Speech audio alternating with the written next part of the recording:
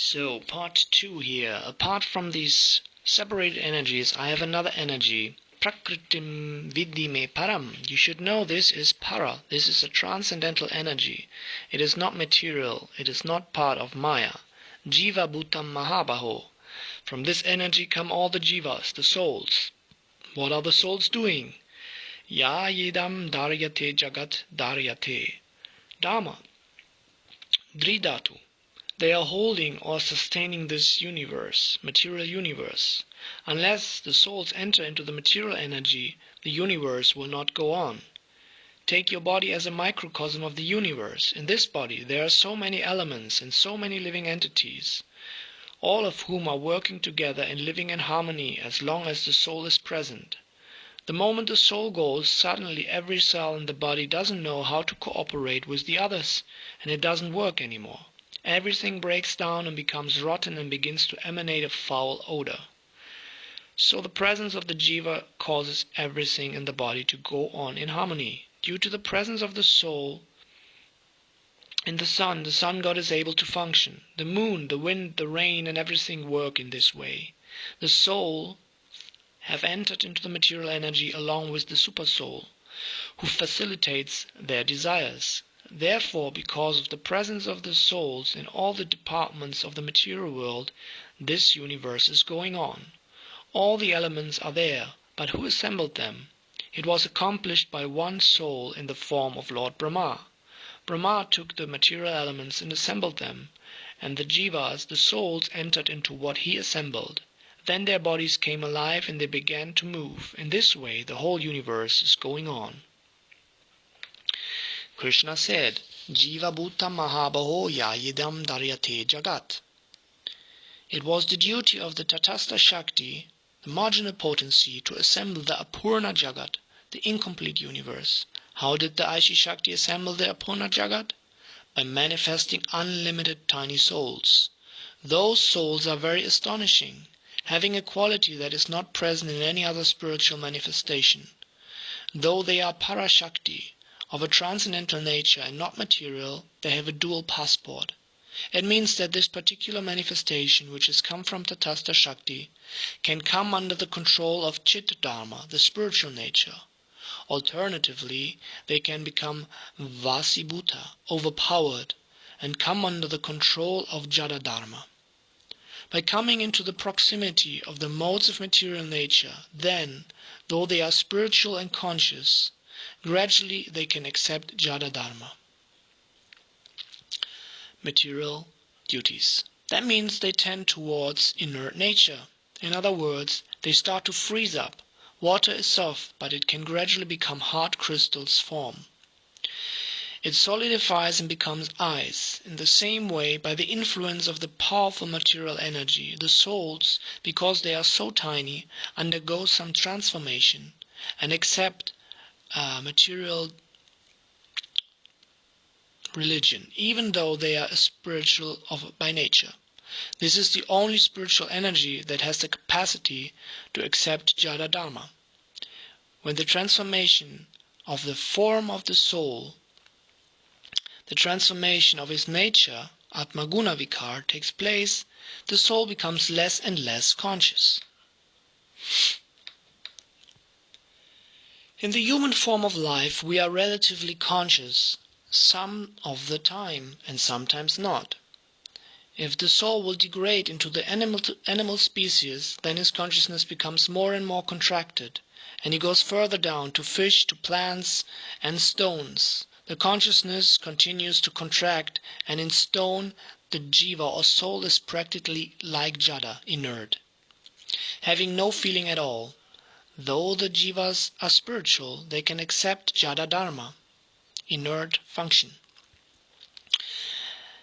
There are other jivas, souls, who also come from Jiva Shakti, from the Tatastha Shakti, the marginal potency, but they manifest directly into the spiritual world when Krishna situated himself in the Tatastha Shakti, in the marginal potency, and became Baladev.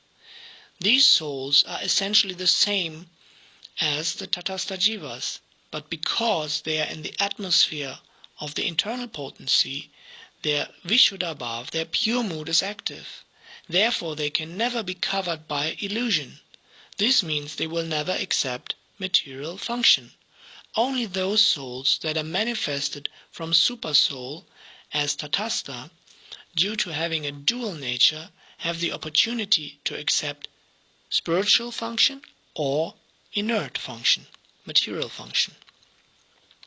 If you want to understand the subject deeply, you have to know the existence. That existence, sattva, has many levels. The word sattva means existence. The Sandhini Shakti, the existence potency, makes its existence, but it transforms into many levels. So this sattva has different levels. First we should know what is sattva. Then Mishra sattva, Shuddha sattva, Vishuddha sattva, and finally Shuddha sattva Vishesh Atma. The conditioned soul is called Mishra sattva.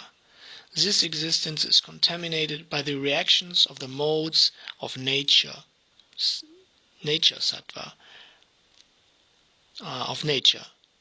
Sattva, rajas and tamas means goodness, passion and ignorance.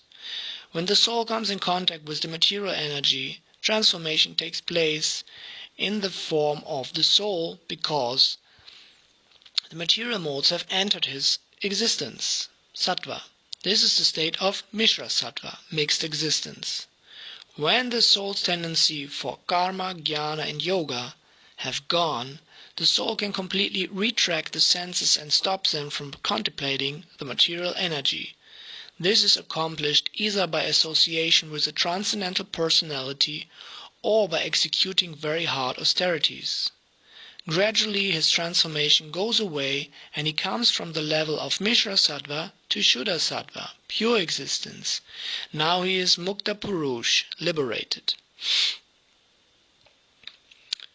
In Jaiva-dharma we see how Brajanath questioned Raghunath Das Babaji. He asked, "Now I have understood the defect in the conditioned soul, this transformation in the form of the soul. He has undergone some transformation due to the association of Guna Maya. But is there any defect in a liberated soul? I am not talking about a pure devotee who is liberated in that world, but rather a mukta, a soul who has achieved liberation. He is Brahmabhuta. Is there any defect in him?" Babaji Maharaj replied, "There is no defect in a liberated soul in terms of vikar. There is no transformation in the form of the soul, but there is one problem.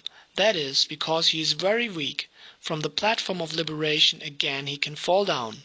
Again vikar, the transformation, can take place, because he is very tiny and the material energy is very powerful and close by." This has been described in Srimad Bhagavatam. It is very important to understand the depths of this verse. If a soul becomes liberated, that is, mukta or siddha, Shuddha, all the transformation goes away. The transformation in his swarup, in his form, goes away. It is as if he has come again to the central or marginal position. But if he wants to enter the spiritual world, another transformation will have to take place, because when he is liberated, what can he realize? What is in the jiva? Brahma Gyan and Brahmananda. Only up to this. Therefore, when he is liberated and becomes free from the influence of the material energy, he will only realize Brahma Gyan and Brahmananda. From there again he can become distorted. Vikar can take place and he can come in Maya again, in illusion. Only to become pure is not enough. To come to the platform of Shuddha Sattva, pure existence, is not enough. He will have to come to the stage of Vishuddha Sattva. Vishuddha Sattva, specialized purity. In the nature of Krishna and his associates and the whole spiritual world, there the pure existence is predominated by the actions of Samvit and Hladini, which are of the nature of Vishuddha Sattva, purified, specially purified existence. This is described by Rupa Goswami in Bhakti Rasamrita Sindhu 131. Shuddha Sattva Visheshatma Prema Suryangsu Samyabhak Ruchibis Chittamasrinya Krit Asau Bhava Uchyate. Here the word Vishesh indicates Vishuddha Sattva. One second.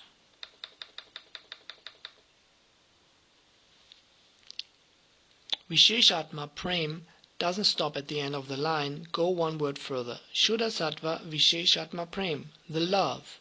In other words, the combination of samvid, existence, and ladini, bliss, which is of the nature of Vishuddha, specially purified, is like the sun, and one ray that is called bhav. So unless the soul attains bhav, that spiritual emotion, he can fall down. He may be Shuddha, but unless his service to the Supreme Lord in the form of Bhava Bhakti manifests, he can fall down. Therefore in Srimad Bhagavatam it is stated, Ye nyera vindaksha vimukta maninas tvai asta bhavat avishuddha buddhaya aruya kritshrena param padam tata patanti ado nadrita yusmat angraya. Srila Prabhupada quoted this verse in many of his purports throughout his Bhagavatam. It means, O my Lord, because they neglect to serve your lotus feet, those who think that they are liberated by dint of very hard austerities again fall down because their intelligence is not pure. We have heard this verse 1,000 times, but look closely at the words. It says, Nye nye ravindacha vimukta maninas. Those who think, manina means they consider themselves vimukta, supremely liberated. They are mukta, they are liberated. They are not touched by the three modes of material nature anymore.